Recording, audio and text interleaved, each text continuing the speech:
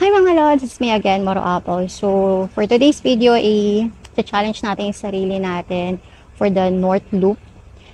Tingnan ko kung ilang days ko siya kakayanin or lilibutin. So, time check, it's 11:22 p.m. So, hopefully, nasa Tugigaraw na tayo bukas around 2 p.m. Kasi depende pa rin sa biyahe ko, sa traffic and all. And I just hope and pray na walang masyadong mangyari masama or kahit anumang aberya.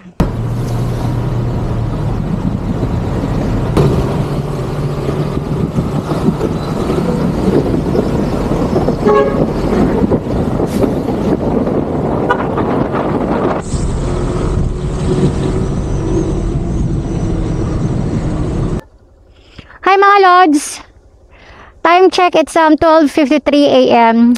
We're on our way to Tugigaraw. This is our stopover. Actually, nandito na tayo sa papasok na tayo ng Plaradel Bypass Road. So, yeah, lilagay ko muna yung mic ko para kahit papaano ay marinig niyo ako. So, according to Google Map, from here, going to Tugigaraw, doon sa pag-i-stayan ko, it's 8 hour and 42 minutes drive. So, 408 kilometers away siya. So, tara, samahan niyo ako. And I just hope na okay itong biyahe natin. Let's go!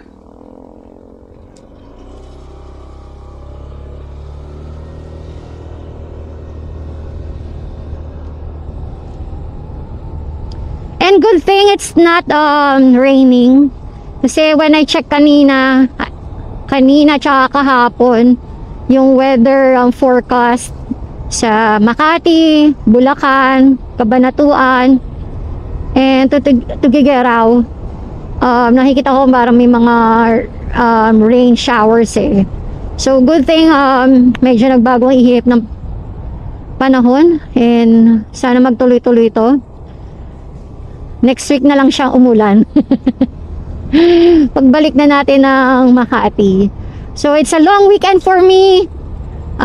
Try kong going 3 days and 2 nights tong North Loop ko. Pero depende pa rin talaga sa akin. Depende pa rin sa katawan ko, kay Bergie, and sa traffic.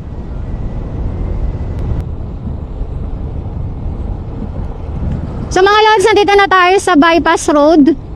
Medyo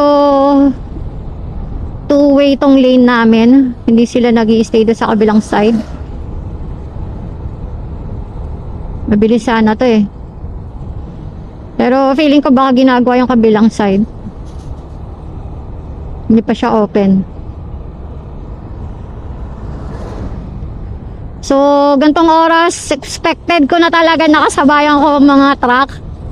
Kaya alalay lang. Hindi naman tayo nagmamadali. Sabi nga ng Bini eh, ang buhay ay hindi karera. Ha? Eh ganon! Okay. Sige na.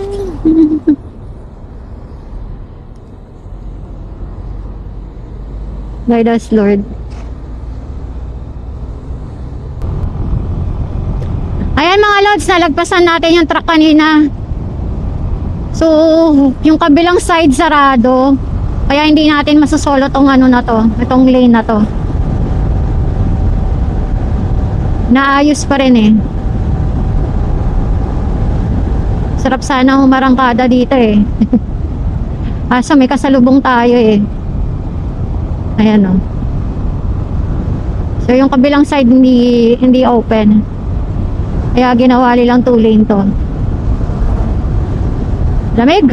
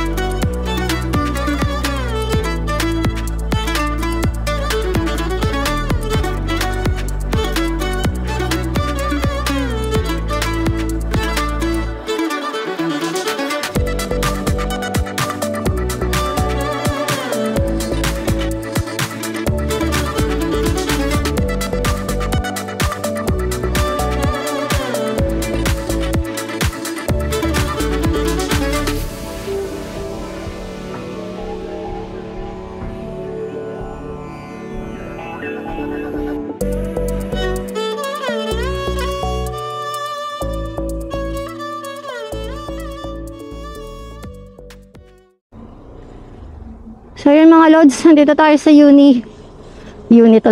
Uno Fuel. Next year lang tayo kasi ang ihina ako.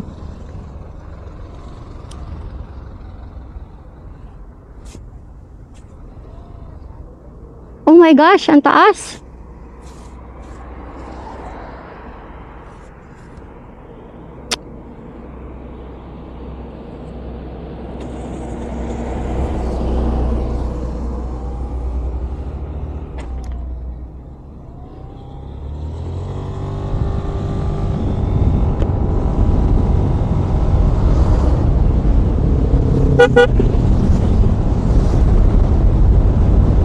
Yun lang, ayoko doon. Nakita mo kung gaano kataas yung gutter. Grabe. Tapos namatayan pa ako. Sorry Bergie, alam ko nagtatampo ka sa akin dahil ilang linggo kang nakapark. Mas minsan lang kitang gamitin. Pasensya ka na. Nagsasorry ako guys sa motor ko dahil since malapit nga ako sa work.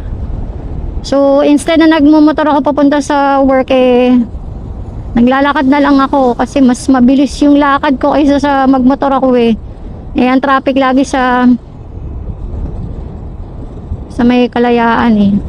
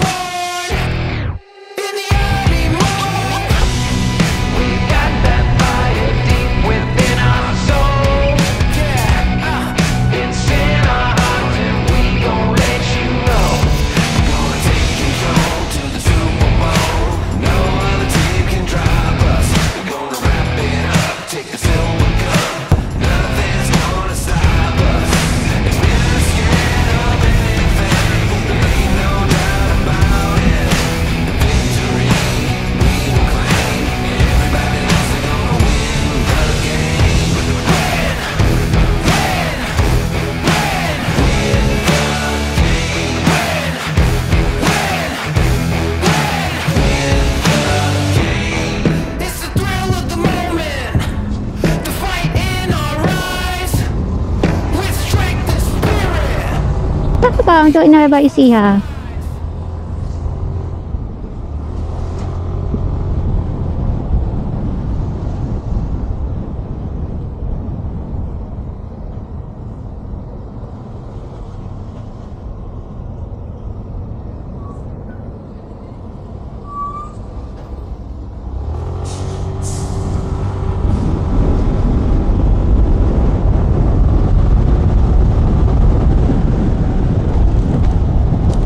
Boom!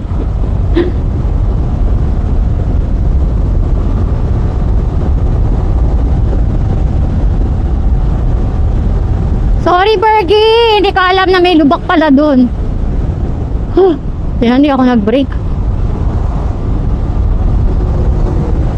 Ninabahan ako ng 20 dun Sorry Bergie.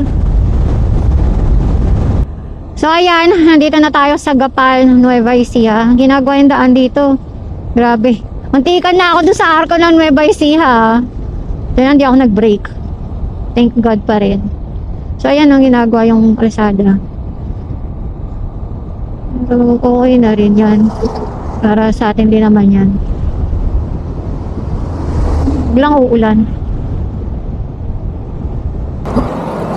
Hi mga lods! It's me again. Ayun na. Dito tayo ngayon sa Science City of Muñoz. Nueva Ecija pa rin to. Time check, it's 3:30 AM. Bali, papunta na tayo ng San Jose. na rin ako kakain sa San Jose kasi gutom na ako. Tara.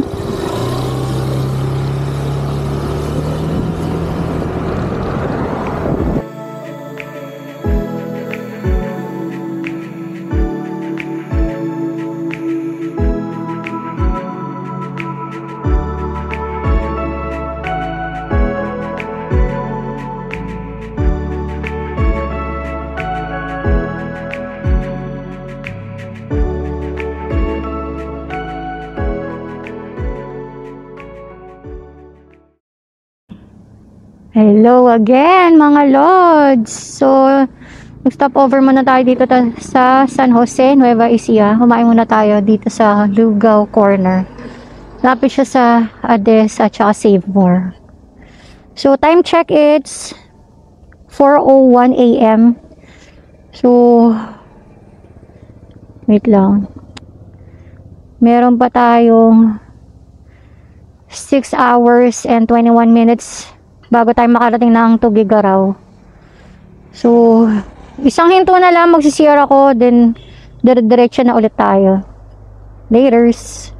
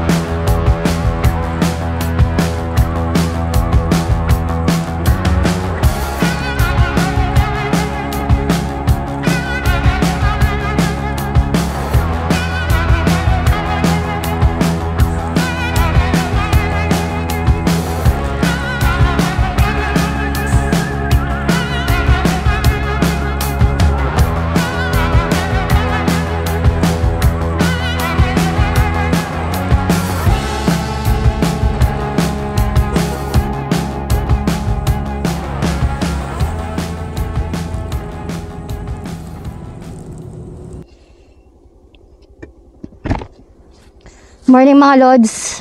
Time check. It's 5:29 a.m. Thank you po ate. So, nag-stay, ano muna tayo, nag-stop over ulit tayo dito sa Beats and Dawn. Dito yan sa Karangalan, Nueva Ecija. Ayan.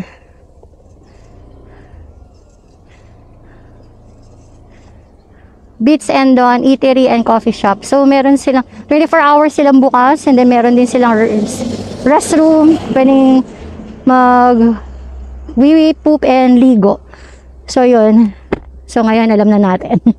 So, I still have 5 hours and 34 minutes going to Tugigaraw. And, as you can see, nasa taas tayo ng bundok. Ayan. Ride safe sa lahat. Tara, laga na tayo. Siguro ito na yung pang-apat kong stopover. And then, yung kanina mga kita niya yung bundok na yun, no? So, kanina mga ang ganda ng bundok dito.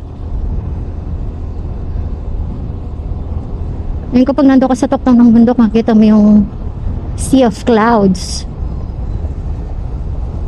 So, kanina, na madaling araw, mga 4:30 yun, or magpa 5. Ayun, ang ganda, oh. Ilang truck yung mga nakasabayan natin at in-overtaken natin sila. Pero sa bandang huli, nagpaiwan din tayo. So, ayun. Kasi nga, hindi ko nasi-CR na ako eh. Ano? Ang ganda ng bundok oh.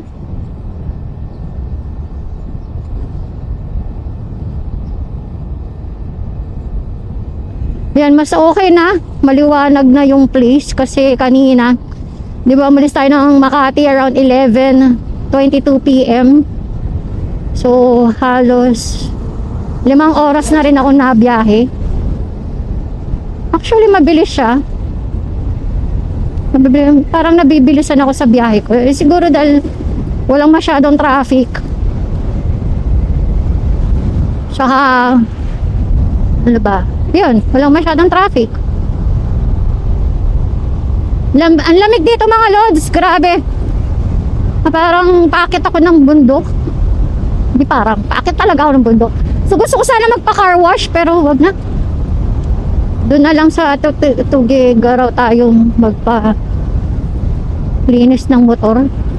Kasi ilang linggo na rin hindi naliligo ang motor ko. Wow, grabe. Ang ganda ng bundok na nasa harapan ko.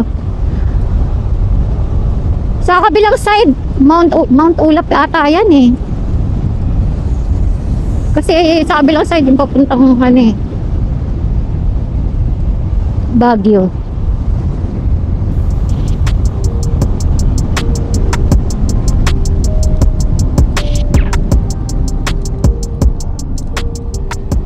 So laters guys, update ko kayo.